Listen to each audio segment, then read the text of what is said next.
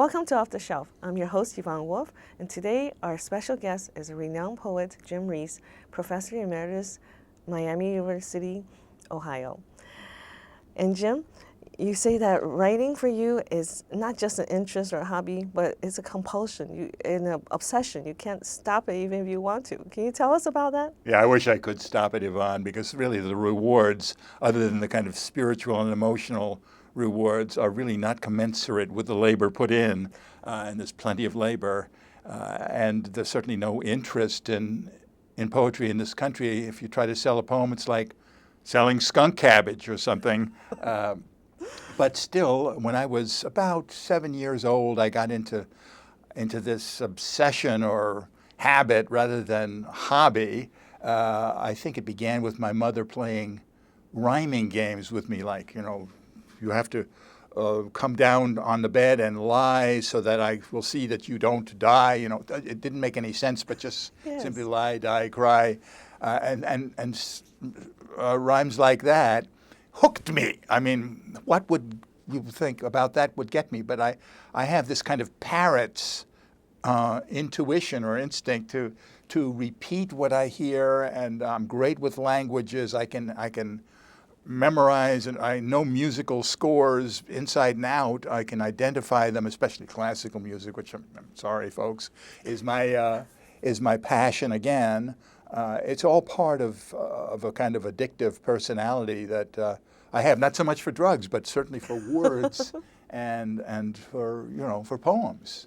Well, I think that the ability to hear a sound and to really hear that is quite a talent.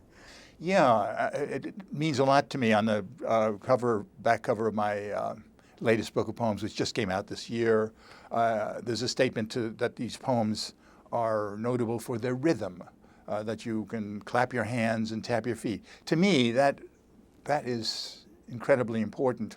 And as much as the visual is important, so is the auditory, the sound, the music of the verse. And that's why we remember something, because it's maddeningly memorable, because it's musical. Yes. And also they say that poems are always meant to be read aloud, right? Some maybe not, but why do we remember to be or not to be? That is the question. Mm-hmm. I mean, it's simply a matter of infinitive phrases there, but the rhythm of that, which is iambic pentameter, actually, blank verse, is part of it, and people don't even know that. They just are hooked unconsciously by iambic pentameter. In other words, if I were to invent a line in iambic pentameter, it would be memorable ipso facto, because it's in English. A thing of beauty is a joy forever. Shall I compare thee to a summer's day? Is the sound itself is musical. Yes. And so people might not understand that writing a poem takes many revisions, and that the word choice, I would sometimes think, is harder than to write a novel. But you have both experiences. Yeah, I've written novels too. I haven't had the great luck with getting my work. I have had some things published, but nothing like with poems, where you have a career there. It's a matter of getting out something initially as fast and as unconsciously, or not getting in your own way, and writing down the first draft as fast as you can without being a critic standing over your own gate, your own gatekeeper. And then, though, letting it sit for a while and coming back to it and making it better and better, and just sort of assuming that almost everything in the poem is going to be shoveled out. It's going to be mined out of the poem and replaced with something better. And so the result sometimes, when you really hit it, is exponentially better than the draft, even if the draft was somewhat good. Well, sometimes that flexibility in thinking is hard to Sure. do, because you want to keep this wonderful word in there. Yeah, and I fall in love with my own stuff too. You do. I wrote something yesterday. I thought, oh boy, this is great. To write anything is an accomplishment, and you give birth to a baby, and there it is. That's my baby. But I know that I'll be working on it, and then ultimately I might be just throwing it away too, as one of those numberless broken poems that never was finished, consigned to my desk drawer, let's say, and never read by anybody but Me, Myself, and I. Well, tell me about one of your poems that had gone through this maybe over a decade of transformation. Well, you know, back in 1965, the Literary Review published a poem of mine called Sunspots, and for some reason it's a poem about a father and a son.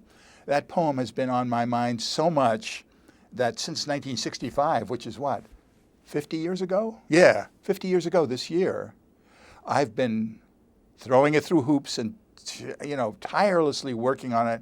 I've decided now I'm not going to include it in another manuscript and I'm a new book.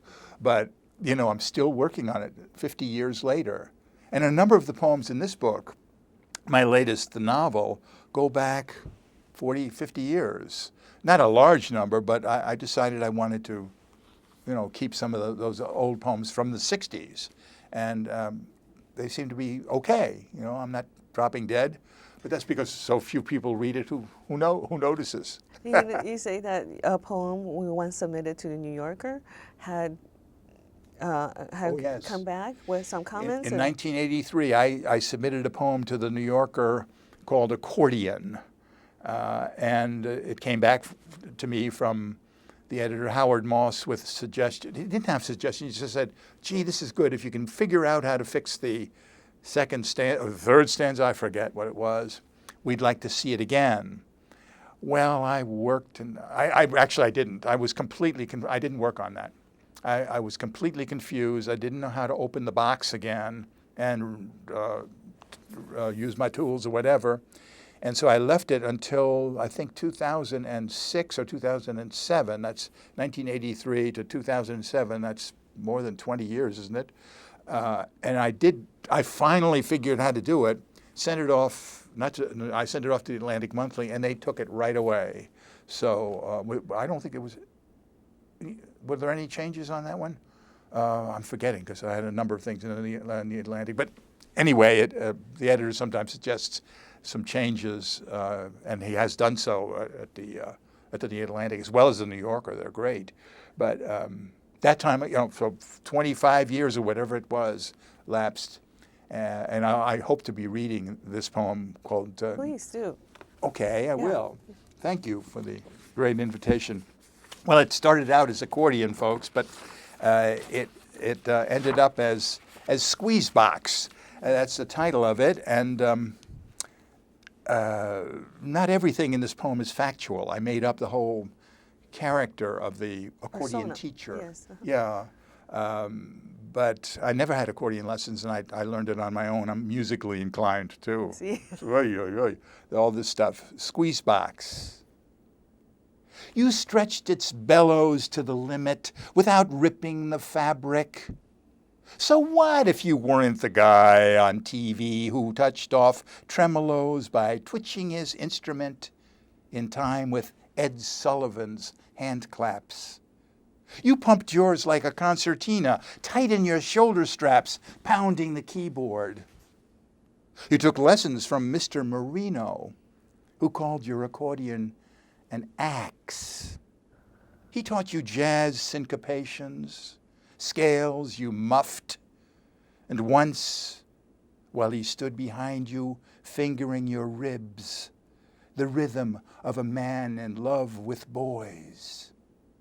So what if you weren't the crush he imagined, performing in pigeon piazzas where tourists noshed on prosciutto?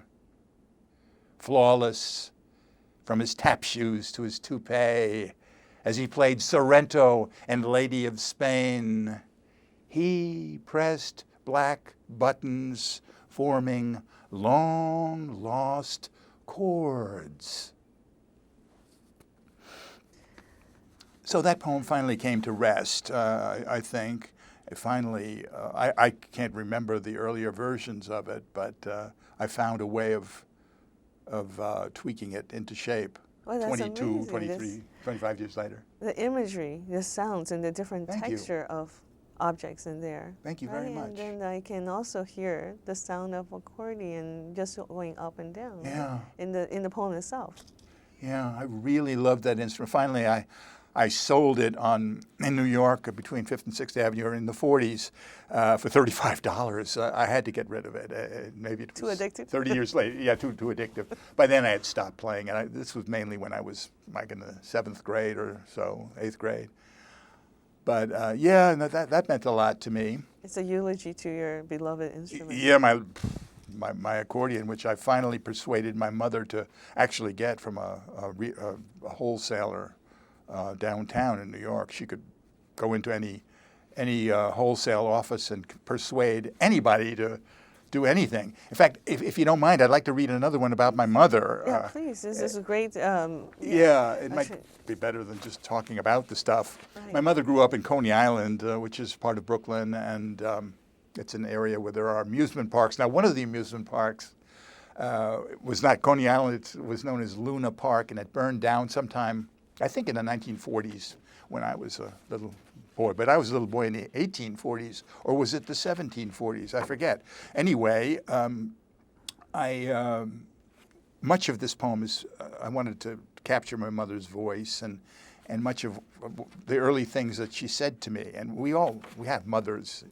Even you have a mother. You're not immaculately conceived, Yvonne. And she said she loaded my head up with a lot of expressions. I'm not going to use a word that would be obnoxious here too. And here are some of them. The Coney Island Kid. Oh, by the way, Ike in this poem refers to President Eisenhower, who had a particular program in the 1950s called the Soil Bank Program, which was a way of saving the land, which was the earth, which was undergoing some problems at that time, and it still is. The Coney Island Kid, my mother. Sometimes I feel so low I could chin on a curbstone, she used to tell me, leaving lit pell-mells and ashtrays all over the house. Or else, life is far too round to be one-sided. Without having read Emerson, she said, put no other gods before yourself. And once, forget it, Jamie. Death is no end game. When you pass, your energy goes into Ike's Soil Bank Program. Believe me, this is no merry-go-round. You get off with a brass ring in your fist. It's no free ride, but it never quits, never burns down like Luna Park. It's like a parachute jump that leaves you hanging up there so high you could chin on St. Peter's Gate. Well, Mom didn't say exactly those things to me, and by the way, the parachute jump was a great showstopper at Coney Island. You'd get on the seat like a roller coaster, and they would take you up to the top of this parachute, many hundreds of feet in the air, it seems to me, and then let you go. And part of it would be free fall, and then the parachute would click in, and you'd go to the ground. I was too scared to try it. I never went into the parachute jump. Sometimes that's what the image comes to you in a poem. Right? Yeah. It's never mine. You have or have not tried it, but it's the feeling that you must think it must inspire. Yeah. This was a favorite of mine, one of my favorite little babies, of which I've birthed hundreds. But it didn't. I don't think that this one was ever published in a magazine until it came out in a book. And I was so happy to hear that one or two people in New York City, where I recently gave a performance, really loved this poem the best. And they started calling me Jamie, which is this poem deals with my old nickname, which is not Jim. Yeah. Well, I love that. I love the imagery that ends with a parachute jump. Yeah. So high, right? Right. It doesn't leave you low, but it just Thanks. You almost hold your breath because you have to make that Exactly. descent. Yeah, so I mean, this is what I'm doing.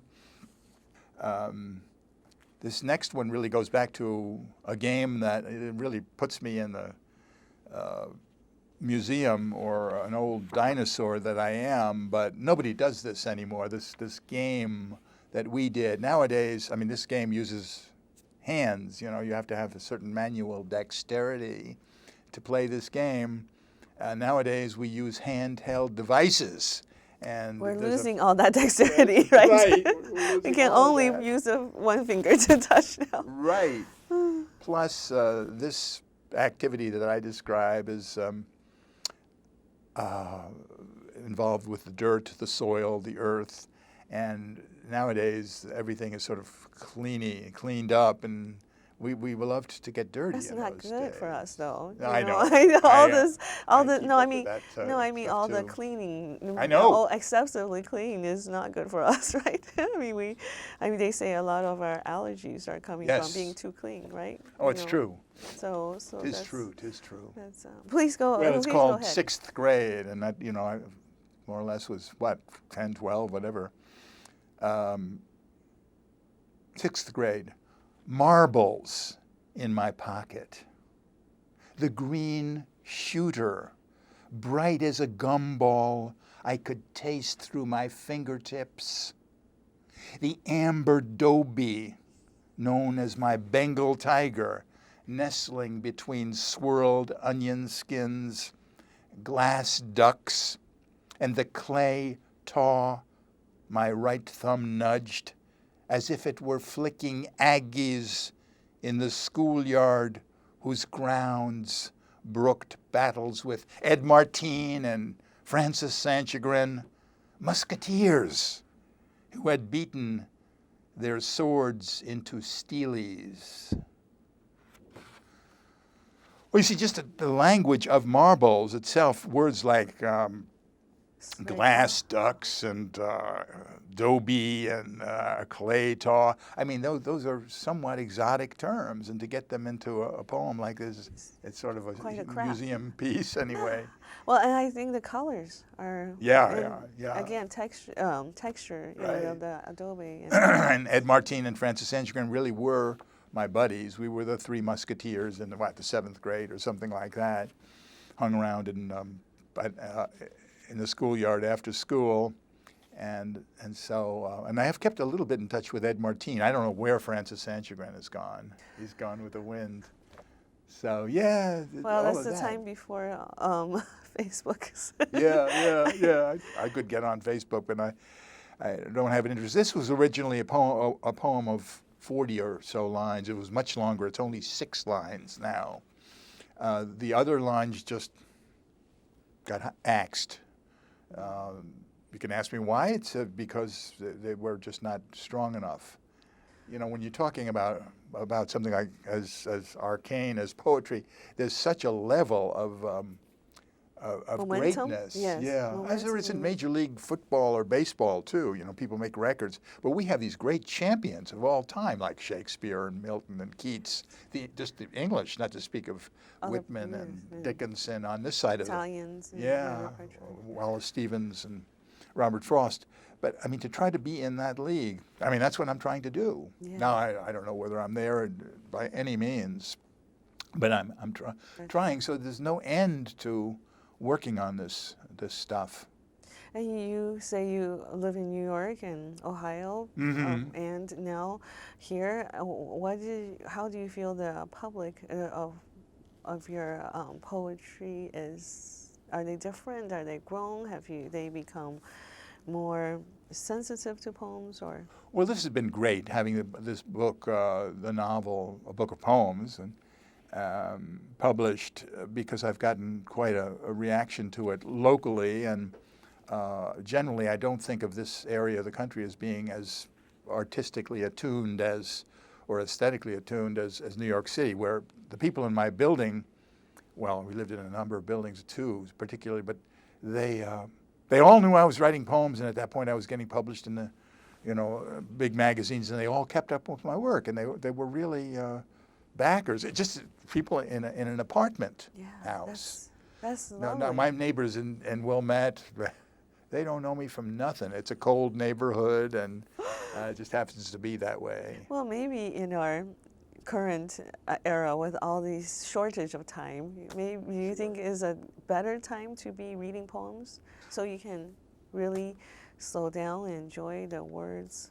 Yeah, but you're not going to get people to slow down to listen to this stuff. I don't think so. They have to think too much. It's easier to watch an image on a screen and say that Breaking Bad is the aesthetic limit of that Or we Mad Men. love Breaking Bad or West Wing or something like that. I don't know what. So do you have any exercises or any advice for our writer friends out there? So how do you Yeah. maintain the habit of writing? Well, I mean, I have certain prompts or exercises, as you say, that might be useful if somebody would want to, for example, try to think of his or her very first memory or part of an very early memory, just a few images, and write those down. That could begin opening a floodgate of feeling and narrative. Similarly, what did I have? If you try to imagine your father's father's clothes closet, sorry, and what it smelled like, what was in your father's clothes closet, and be as specific as possible. If there were shoe trees there and there were wooden shoe trees, what kinds of shoes were there shoes? Tobacco is very much part of man's smell, right? And then it's all part of that mixture. Yeah. Again, it might just to open that door and let yourself remember that side, because memory is one of the perhaps it's the greatest asset or the greatest treasure trove. Treasure trove. Yeah. That's a great word that we have to dip into that. So those are just a couple, but I mean, I have. If you want to try to write a haiku, which is a Japanese form of 17 lines and 17 syllables actually in 3 lines. I used to do that too when I was giving assignments to students, or certain rhyming games or nonsense poetry, just to play with words, to make up your own language, all of that. And that's what we learned from Dr. Seuss, right? Making up words, but then we can still, by the words that he made up, figure out it's a noun or adverb, right? So it's pretty amazing. Yeah, and Lewis Carroll did it back in the 19th century with beware the jub bird and shun the frumious bandersnatch. I mean, these are nonsense words, but they make sense in the context. I think it must have inspired George Lucas with all the names of his characters, right? That'd be interesting. A very interesting observation, right? What did he get? Was it 3CPO or? He has all these names that I can't even pronounce, but my children remember them. Oh, great. To commit them to memory, right? Yeah, sure. Well, we're so glad that you decided to retire thanks. in our area. I am too. Well, I have kids, my wife actually has kids. My second wife has kids in Winnetka and in downtown Chicago. So that's what my kids live in the New York area and the San Francisco area. So there's no chance for me to see them together. I go out there maybe once or twice a year if I make it to the Bay Area. Well, I hope they get a chance to enjoy your poetry. Like they do. You have a chance to go to different venues and bring your wonderful thoughts and images to us. Oh, that's great. Thank you. No, we're very close, actually, my kids and I, even though there are miles to go before I can touch them, whatever. So what are some poetry clubs around here, or is there anywhere we can learn more about poets or poems?